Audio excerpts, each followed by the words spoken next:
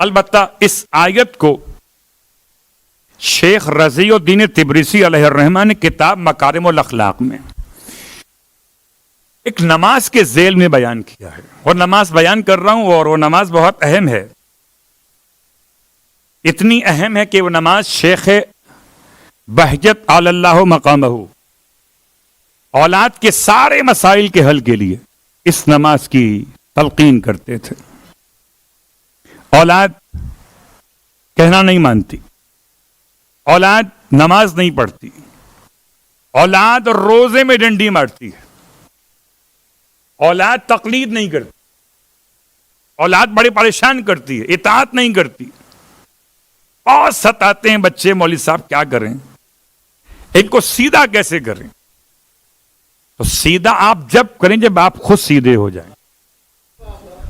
لیکن کبھی کبھی آپ کا امتحان بھی ہو سکتا ہے کہ آپ تو سیدھے سادے مومن ہو اور اولاد کو کہیں کہ ہوا لگ گئی ہو، ایسے میں ماحول کے لیے کون سی نماز چاہیے آپ کو؟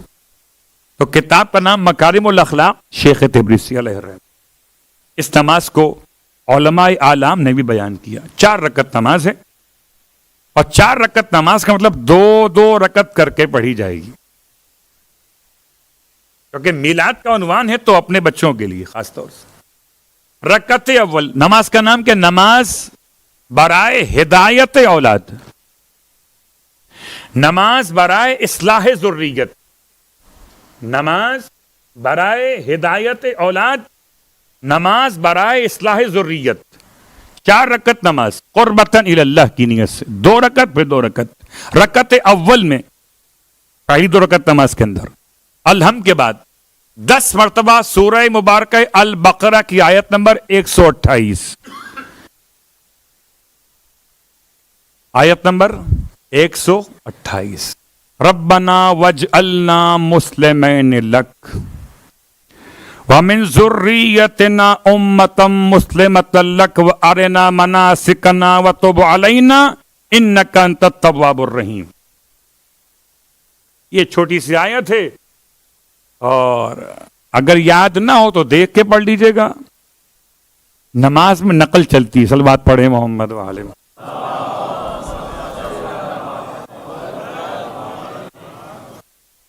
نمبر 1۔ نمبر 2، رکعت 10 مرتبہ پڑھنا ہے۔ 10 مرتبہ کا مطلب بسم اللہ کے بغیر، کیونکہ آیت کے ساتھ بسم اللہ نہیں پڑھی جاتی نماز کے اندر۔ نمبر 2، رکعت دوم میں الحمد کے بعد 10 مرتبہ سورہ ابراہیم کی 2 مسلسل آیت ہیں، آیت نمبر 40، آیت نمبر 41۔ رب اجعلنی مقیم الصلاۃ ومن ذریتی ربنا وتقبل دعا ربنا اغفر لی ولوالدی وللمؤمنین یوم یقوم الحساب۔ یہ 2 آیتیں مسلسل 10 مرتبہ پڑھنی ہیں رکعت دوم میں الحمد کے بعد، پھر رکوع سے پہلے قنوت اور سجود۔ ایسے نماز صبح پڑھتے، 2 رکعت نماز تمام ہو گئی، پھر 2 رکعت نماز اسی نیت سے، اصلاح اولاد، اصلاح ذریت یا تربیت اولاد۔ رکعت اول میں الحمد کے بعد اب جو پڑھنا ہے وہ کیا پڑھنا ہے کہ یہ آیت جو ابھی ہم پڑھ رہے تھے، سورہ فرقان کی آیت نمبر 74، مگر پڑھنا یہاں سے ربنا ہب لنا من ازواجنا وذریاتنا قرۃ اعین واجعلنا للمتقین اماما، یہاں تک پڑھنا ہے۔ اس کے بالکل شروع میں چھوڑ دیں والذین یقولون کو، ربنا ہب لنا من ازواجنا وذریاتنا قرۃ اعین واجعلنا للمتقین اماما، 10 دفعہ۔ آخری رکعت چوتھی، الحمد کے بعد آپ نے پڑھنا سورہ احقاف کی آیت نمبر 15 کا وہ حصہ جو شروع ہوتا ہے ربی سے، رب اوزعنی ان اشکر نعمتک التی انعمت علی وعلی والدی وان اعمل صالحا ترضاہ واصلح لی فی ذریتی انی تبت الیک وانی من المسلمین۔ سورہ احقاف آیت نمبر 15 کا وہ حصہ شروع ہوتا ہے ربی سے۔ 4 مقامات ہیں قرآن مجید میں جہاں سے ہم نے آیتیں بیان کی ہیں.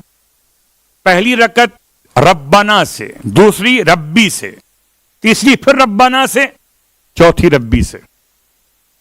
4 رکعت نماز. اور نماز تمام کرنے کے بعد چھٹی نہیں ہوئی ہے کہ سلام پڑھنے کے بعد 10 مرتبہ پھر کہو سورہ فرقان کی آیت نمبر 74، ربنا ہب لنا من ازواجنا و ذریاتنا قرۃ اعین واجعلنا للمتقین اماما. اتنی مجرب نماز ہے کہ آپ حیران ہو جائیے گا. اور میں سوچتا ہوں کہ مغفرت والدین تو سب پڑھتے ہیں، تربیت اولاد کی نماز بہت کم لوگ پڑھتے ہیں.